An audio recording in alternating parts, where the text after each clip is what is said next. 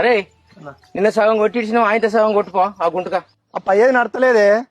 ఆ ఇళ్ళ దాని మీద పోగేసి ఆయనతో సగం కొట్టుడైంది. ఆ సగాన్ని ఆగిపోయింది నిన్న గుంటగా, ఇది నడతలేదు. అయ్యో మరి నడవకుంటే ఇది అమ్మి కొత్తది కొంటే అయిపోవు కదనయ్యా. అసలే పనుల సీజన్ ఆయే. ఏంది మనకే పనికి నడతలేదా ఇది?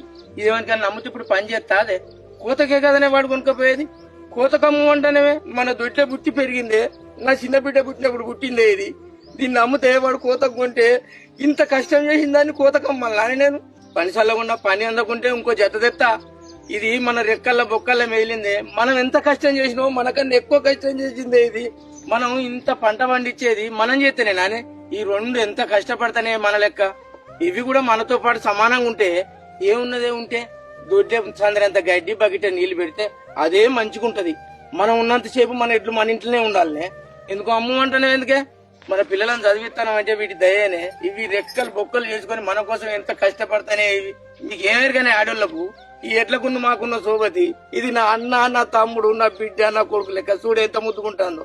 ఇట్లుంటే ఆయన ఎడ్ల వాళ్ళ దగ్గర నన్న తమ్మి ఇదిగా మెల్లమెల్లగా నడిచేంతసేపు కట్టరా, లేకుంటే ఇడిసి ఆడకు పక్కకు కట్టే ఇంకో కొత్త జత తెచ్చినాకనే.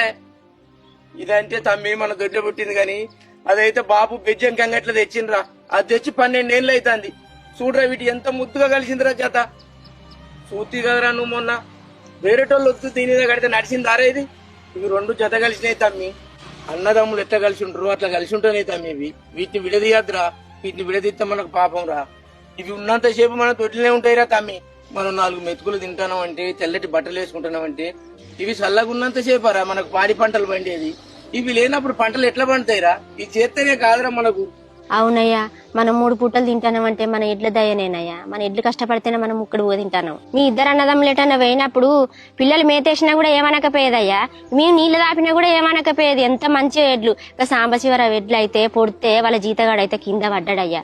కానీ మన ఎడ్లంతా సక్కదనం ఎడ్లు ఎవ్వి కాదయ్యా. అయితే మేనయ్యా ఇక కొట్టంలో ఉన్నా మంచిదే గాని ఇక వేరే జాత అయితే కొనుక్కరా. ఒకసారి ఏమైంది తెలుసా అన్న, మనం తోటేరేటప్పుడు మిర్చి బత్తాలు మొత్తం పల్లె నింపిన రజనవ కంకులు తెమ్మన్నది. పెరట్లో పోయి కంకులు పట్టుకుని వచ్చేసరికి ఎడ్లు బండి కథం ఇంటికి వచ్చి చేరినాయి అన్న. ఓ దేవుడు ఎడ్లెడిపోయి బండి ఎడిపోయి వాళ్ళకి అన్ని ఏమైనా తాకితే అని ఇంటికి వచ్చి చూసేసరికి మంచిగా ఆరాంసి వచ్చి ఇంటికాడ ఆగినాయి అన్న. బసంటు డూడు బసవనలన్న వీటిని మనం అమ్ముకోవద్దన్న. మన దొడ్లో పుట్టింది, మన తల్లిదండ్రులతో సమానం. ఇవి చేసిన గొడ్డు కట్టమంటారు చూడన్న, మనం చేయలేమన్నా. వీటిని మనం పెంచుకుందాం, మన దొడ్లే ఉంచుకుందాం. కానీ కోతకైతే అమ్మద్దు వదినే. ఎద్దేడిసిన వ్యవసాయం రైతేడిసిన రాజ్యం బాగుపడదు అంటారు పెద్దలు. ఇది నిజం. నువ్వు అమ్ము అంటే అది ఇంటుంది వదినే, దాని మనసు బాధపడుతుంది. ఇంకోసారి అమ్మనకు వదినే దయచేసి. మా బంగారు తండ్రి ఇది.